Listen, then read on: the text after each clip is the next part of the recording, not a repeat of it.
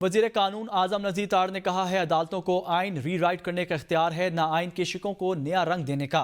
अदालतों को सिर्फ आइन की तशरीह करने का इख्तियार है, आइन दोबारा लिखने का इख्तियार नहीं। कई बार आइन की तशरीह करके इसको रीराइट किया जाता है।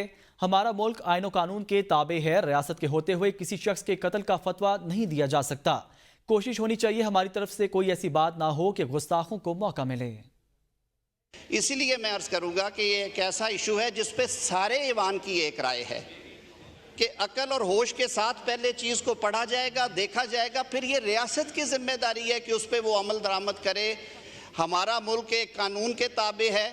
रियासत पाकिस्तान में किसी शख्स को ये हक नहीं दिया जा सकता कि वो घर बैठ के या मजमे में खड़ा होकर कत्ल के फतवे जारी करे।